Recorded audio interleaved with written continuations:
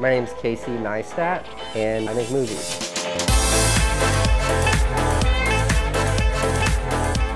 I have been making movies since Apple came out with the iMac, the pink one that you could edit videos on. In March of 2000, Van and I took our tax returns and both bought iMac computers. iMac DV computers. We maxed out our credit cards buying video cameras. And we taught ourselves how to make movies. We had no money, just our cameras and our computers, and we got all this attention.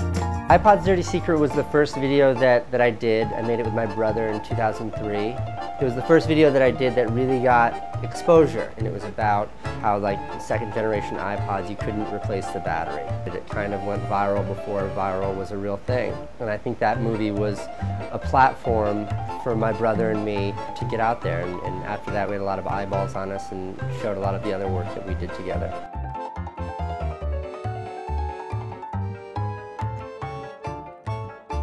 Every single shot is all in camera. No After Effects. No effects at all. That's it. I get asked a lot where my filmmaking style came from, and I attribute that to never being taught the right way. And when you don't know the right way, you're forced to invent methods to get to the same place. And I think that has sort of yielded the way in which I do things. And I think that maybe to describe that aesthetic, it's kind of a DIY, very handmade, almost like a neo-Luddite, a resistance to embracing technology. If I had to describe what adulthood and what growing up and what being a grown-up means to me now, I would describe it as like my singular goal as an adult is to realize all the promises I made to myself as a kid. And I never lose focus of that. And a lot of those promises were made while playing on the railroad tracks, or wishing I could do something, or wishing I had something, or wishing I could be somebody.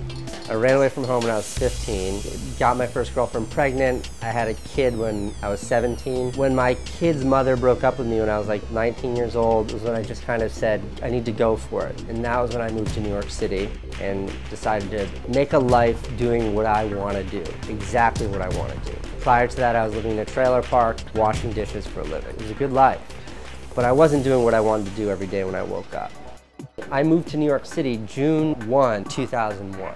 I had a 3-month sublet that I had to move out of on September 1, 2001. I was sleeping on the couch of a friend's apartment 1.5 blocks south of the World Trade Centers. And I was asleep in that apartment when the plane hit. The apartment was kind of destroyed. I made it out. September 11th, 2001 was a turning point for decision making in my life, meaning I had risked everything to move here.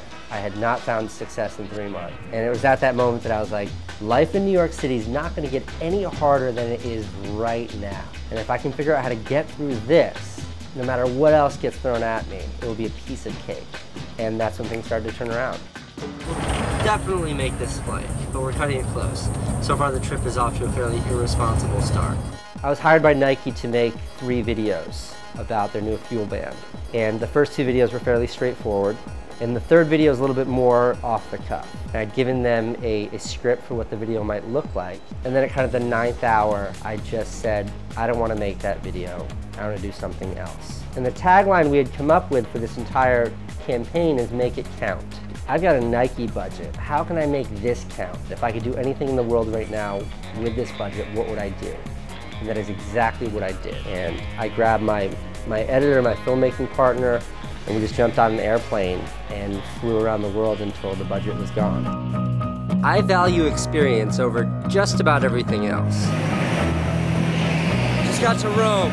Education is for the mind what experience is for the soul. And I think to shape a human being, you have to experience things. And experience isn't always going on expensive trips to other sides of the world, but I think experience is understanding and being able to empathize with other people's cultures. And I know probably the most valuable experience I have my entire life is being on welfare and struggling and having no money, having no rich parents to turn to, having no trust fund.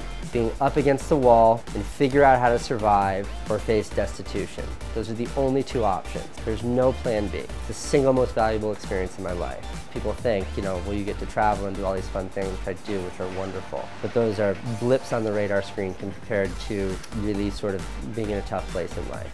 It was kind of a long, tumultuous path that I still very much so think that I'm on. I mean, I have this fancy studio and lots of YouTube views, but the rug can be pulled out at any time, and I wouldn't trade it for much.